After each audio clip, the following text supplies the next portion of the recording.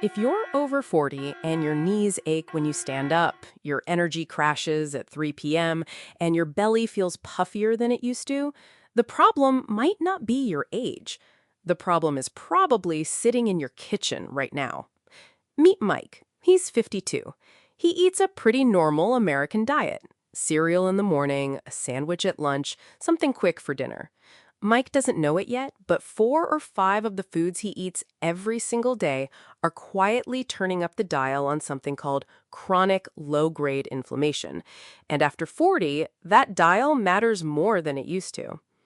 Today, we're going through the 6 worst offenders, and make sure you stick around for number 5 because it's a legal loophole food companies are using to trick you right on the nutrition label. For every food on this list, I'm giving you a simple, zero-effort swap that calms inflammation down instead of stirring it up. Let's start with the one almost nobody suspects. Number 1, refined seed oils used at high heat. I'm talking about soybean oil, corn oil, and cottonseed oil. The issue isn't having a tiny bit of oil, it's the sheer volume. A massive percentage of our daily calories now come from these oils. Soybean oil consumption alone has gone up more than 1,000-fold in the last century. When these oils are heated repeatedly, like in deep fryers, they produce compounds that directly promote inflammation in your cells. The swap: use extra virgin olive oil for low and medium heat. Use avocado oil if you need to sear something hot. Both contain compounds that actively reduce inflammation. Number 2, added sugars, especially in drinks. A single flavored coffee or drive-through smoothie can easily pack 40 to 60 grams of sugar. That is the equivalent of dumping 10 to 15 teaspoons of sugar into 1 cup.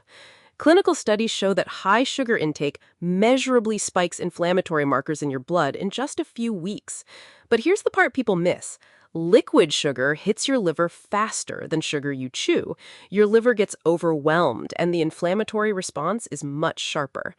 The swap: I'm not saying never have dessert again, but keep dessert as dessert, not a daily delivery system in a cup. Swap just 1 sugary drink a day for sparkling water with lemon or unsweetened iced tea. Number 3, ultra-processed meats. Hot dogs, bologna, grocery store bacon, the deli meats wrapped in plastic with 12 ingredients you can't pronounce. These contain compounds called AGEs, advanced glycation end products. Research from Mount Sinai shows that over time, AGEs accumulate in your body and drive inflammation straight into your joints and blood vessels. It's why the World Health Organization classified processed meats as a Group 1 carcinogen. The swap: this isn't about giving up meat. A grass-fed steak is not the same thing as a hot dog. Eat whole cuts of meat or poultry. If you love a sandwich, roast your own chicken on Sunday and slice it. Even better, fatty fish like salmon brings in omega-3s to actively kill inflammation. Quick check-in. If you're watching this and thinking, okay, but I eat most of these, you're not alone. The standard American diet is built around this list. It's not your fault, it's the food environment. But the body responds faster than you think. People in their 40s and 50s report noticing less joint pain and better energy in just 2 to 3 weeks of cleaning this up.